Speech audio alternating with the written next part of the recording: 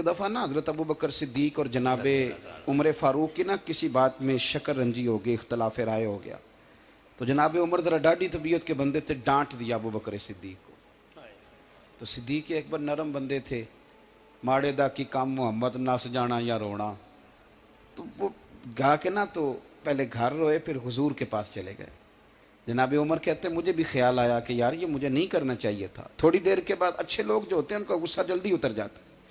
कहते मैंने जाके जनाब सिद्दीक अकबर के दरवाजे पे दस्तक दी तो पता चला वो तो घर ही नहीं। मैं समझ गया, मैं डर गया, मेरी टांगें कांपने लगी। क्यों डर रहे हो उमर? फरमाने लगे इसलिए डर रहा हूं कि अबू बकर जब अपने घर नहीं होते तो दरवाजा रसूल पे होता। सारी बात तो सुना दी होगी। फरमाते मैं नबी पाक की बारगाह में पहुंचा, सामने अबू बकर बैठे हैं, पुश्त मुबारक मेरे करीम रसूल की काबे की जानब, चेहरा सिद्दीक अकबर की जानब, दोनों की गर्दनें झुकी हुई।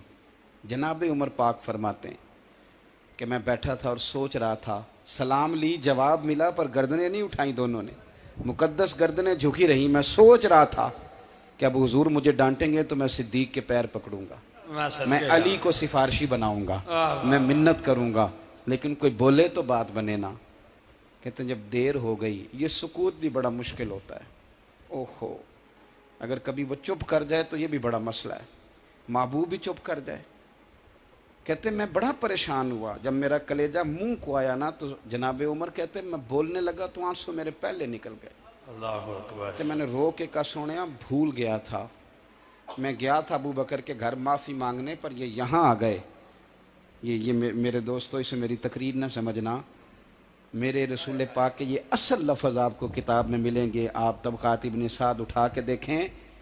जनाब उमर कहते हैं मैंने अर्ज़ की हुजूर मैंने गलती समझ ली थी, मैं गया था अबू बकर के घर, हुजूर मैं भूल गया था।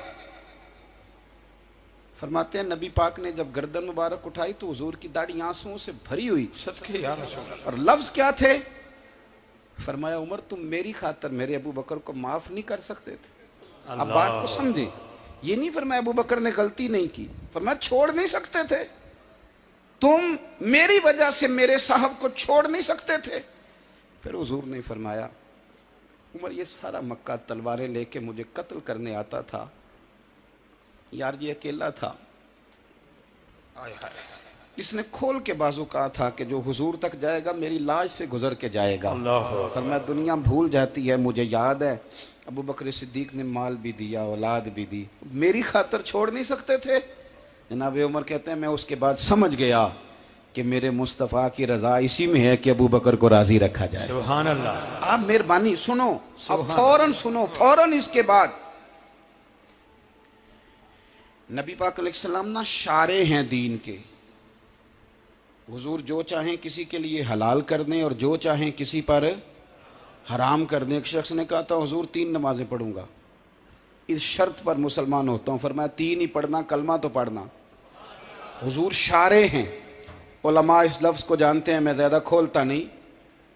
हर शख्स को इजाज़त है, अगर वो हुकूक अदा कर सकता है तो एक वक्त में 4 निकाह करे, उसे इजाज़त है। अगर हक दे सकता है तो इजाज़त है।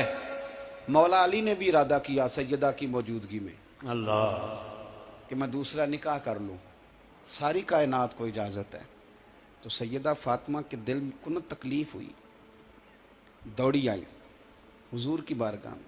बीबी साहिबा ने ज़िंदगी भर खुल के कोई बात नहीं की, आज भी आई तो चुप करके बैठ गई।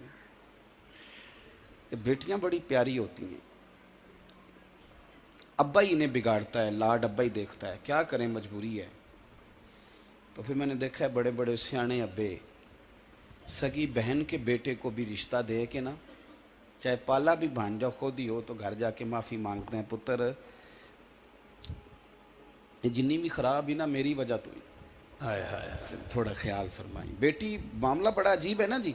तो सरवरे कायनात के पास सैयद आई तो थोड़े आंसू आंखों में आए। फरमाया फातिमा क्या हुआ? अर्ज़ की हुजूर कुछ भी नहीं, सबको जायज़ है तो अली को भी तो जायज़ है ना, निकाह करना चाह रहे हैं। हुजूर ने खुतबा दे दिया, मस्जिद में लोग जमा कर लिए। आज किस लिए इज्तिमा है? जिहाद की तैयारी है, कोई नई आयत आई है। फरमाया आओ सारे मस्जिद में।